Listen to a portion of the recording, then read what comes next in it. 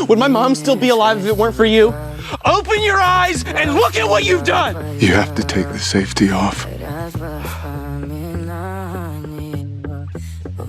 My son refused to become a serial killer like me, so he shot me. Afterward, Harrison headed to New York, consumed by guilt.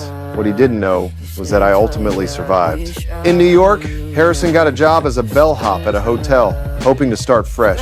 But then he ran into this drunk woman. A man asked Harrison to give him a hand, explaining that his wife had too much to drink.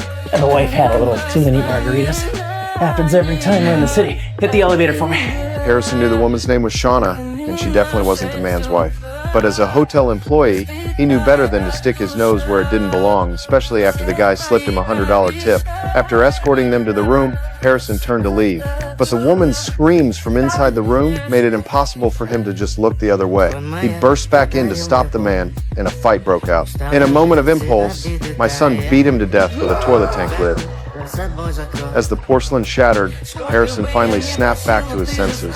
He quickly stripped off his blood-soaked uniform, washed the blood off his body, and changed into clean clothes. Then he went straight to the supply closet to grab cleaning supplies and wiped away every trace at the scene. Finally, he moved the body to the hotel kitchen and disposed of everything using the methods I'd taught him. Once it was all done, Harrison changed his clothes. Right on cue, the sanitation truck pulled up. He hurried to wheel out the garbage. The sanitation workers didn't notice anything unusual and just tossed the bags onto the truck one by one. Watching the truck drive away, Harrison finally let out a sigh of relief. But he hadn't noticed a single drop of blood on the ceiling, a potentially fatal loose end. While I was recovering in the hospital, I happened to catch a news report about a murder case. The methods described matched mine exactly. I suspected my son was behind it. Worried he might have slipped up somewhere, I immediately headed to New York. When I arrived at the hotel where it happened, I spotted my son, Harrison. Late that night, I went back to the hotel and searched floor by floor for the room where it went down. Eventually, I found a room on the 11th floor, covered in police tape. I looked around carefully and saw that the scene had been cleaned up thoroughly. I felt proud that my son could pull that off.